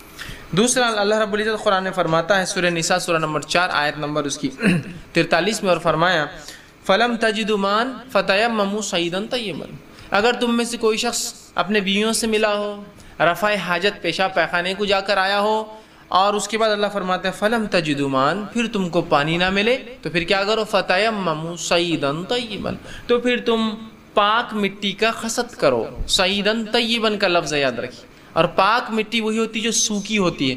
گیلی مٹی پر شک ہے کہ کس چیز کی وجہ سے وہ گیلی ہوئی. ٹھیک ہے, تو پاک مٹی سے مراد سوکھی ہوئی مٹی. اور مٹی ہو یاد رکھیں, آپ پتھر پر ہاتھ مار لیں گے, آپ ریت پر ہاتھ مار لیں گے. ٹھیک ہے, اور سب سے بہترین ذریعہ ہے آپ سوکھی مٹی لائے. سوکھی مٹی پاکی ہوتی, کبھی بھی چھان لے, جو مٹی نکلی وہ بہترین ہو جائیں گے. یا کچھ نہ ہو تو گھروں میں دھول جمع ہوتی, جس جگہ دھول پر آپ کو ہاتھ مارنا پڑیں گے, اس لیے کہ وہاں مٹی ہوتی. ٹھیک ہے, مٹی پر ہاتھ مارنا انشاءاللہ طریقہ آگے لوں گا میں, غسل کا, وضو کا اور تیمم کا, اس میں تفصیلات آئیں گی. لیکن طہارت دو چیزوں سے اس امت کو حاصل ہوتی ہے, پہلا پانی سے, ٹھیک ہے, اور دوسرا پاک مٹی سے. پاک پانی, سادہ پانی, پاک مٹی سے ہمارا جو ہے تیمم ہوتا ہے. کیچڑ پہ یاد رکھیے اعتماد نہیں کر سکتے ہم, اس لیے کہ وہ گیلا ہوتا ہے. اسی طرح تیمم کے تعلق سے جو لوگوں کو شک ہوتا ہے کہ جیسے آپ مثال کے طور پر نماز کا وقت ہوا, پانی نہیں ملا, تیمم کے لیے آپ گئے, آپ نے تیمم کر لیا, آپ تیمم کر